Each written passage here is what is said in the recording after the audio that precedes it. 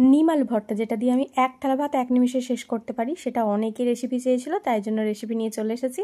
তো তার জন্য আমি নরম দেখে নিম পাতা নিয়েছি, যতটা পেরেছি নরম। এর থেকে নরম হয় সেটা নিলে আরও ভালো হবে, বাট আমি সেটা পাইনি। তো যেটা পেয়েছি সেটা নিয়েই আজকে দেখাচ্ছি। প্রথমেই পাতাগুলো নিয়ে নিচ্ছি আর ডাঁটিগুলো ফেলে দিচ্ছি, তো আলাদা করে রাখছি পাতাগুলো। তো দেখো পাতাগুলো এই কটা পাতা নিয়েছি। তো এই পাতাগুলোকে এরপর আমি একটু সামান্য তেল দিয়ে এগুলো কড়াইতে একটু ভেজে নেব, ভালো করে মচমচে করে কিন্তু ভাজতে হবে। ভাজাটা একটু ধিমে আঁচে রেখে ভালো করে পাতাগুলো মচমচে করে ভেজে নিতে হবে। এই যে আমার মচমচে করে পাতাগুলো ভাজা হয়ে গেছে, এরপর আমি তুলে রেখেছি।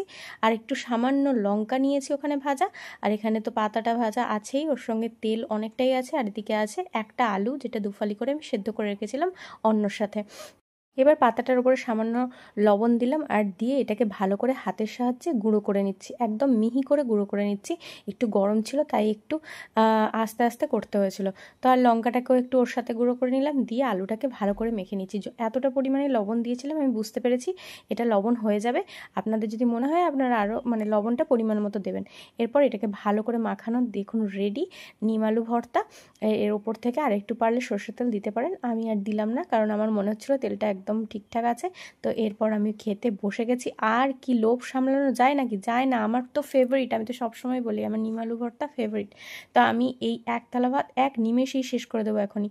আর আপনাদের কেমন লাগলো অবশ্যই জানাবেন, ভালো লাগলে অবশ্যই বানাবেন, আর ভালো লাগলে অবশ্যই লাইক কমেন্ট শেয়ার করে দেবেন। হরে কৃষ্ণা।